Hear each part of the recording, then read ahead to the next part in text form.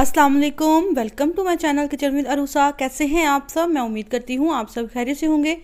तो आज मैं आपके साथ बहुत ही मसालेदार और बहुत ही चटपटी बोटी की रेसिपी लेकर आई हूँ, जिसको ओजड़ी भी कहते हैं। एक्चुअली ये स्टमक होता है मटन का।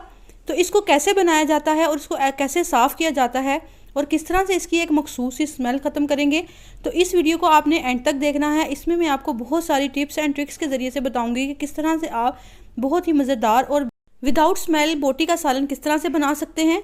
तो रेसिपी स्टार्ट करने से पहले अभी तक अगर आपने मेरे चैनल को सब्सक्राइब नहीं किया तो प्लीज़ मेरे चैनल को लाइक, शेयर और सब्सक्राइब ज़रूर कीजिएगा।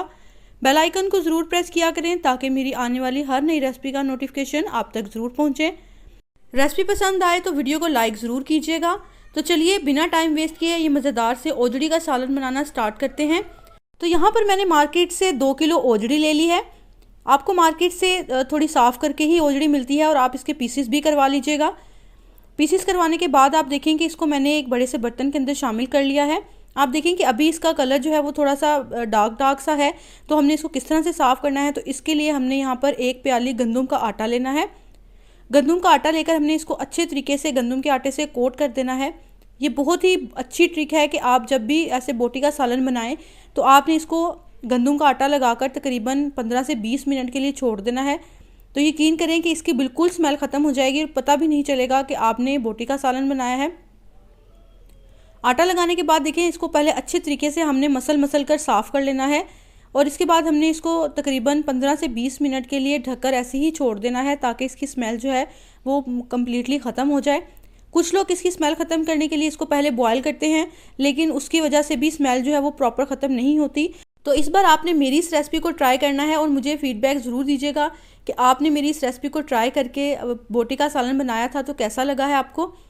तो अब यहाँ पर देखें कि मैंने इसको 15 मिनट के बाद अच्छे तरीके से खुले पानी से धो लिया है ताकि इसके ऊपर जो हमने आटा लगाया है वो बिल्कुल ख़त्म हो जाए।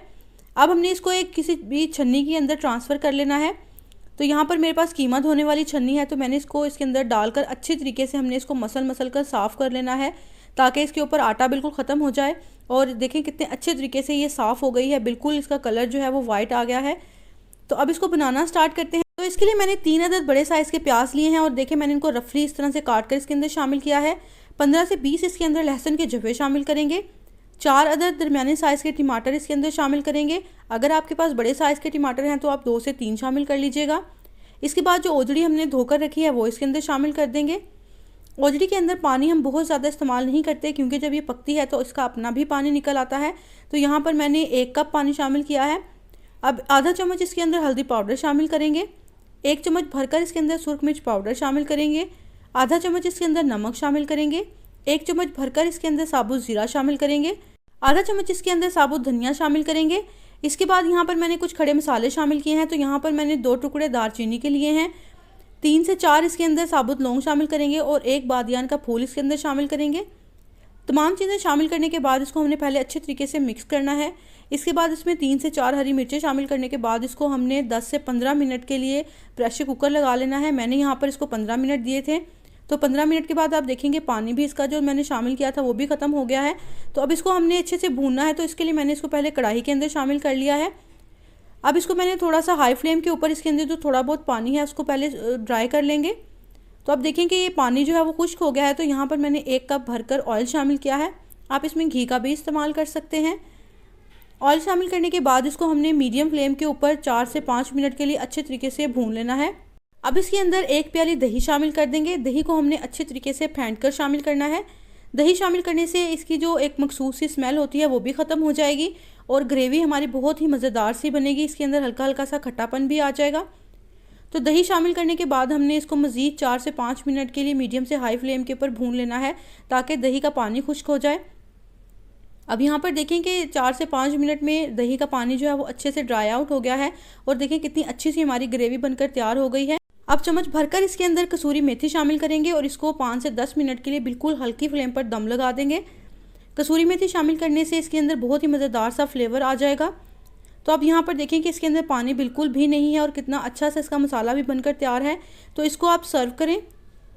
इसको आप रोटी के साथ भी सर्व कर सकते हैं। इसके अलावा लोग इसको ऐसे ही सूखा ही खाना पसंद करते हैं बिना किसी रोटी या नान के।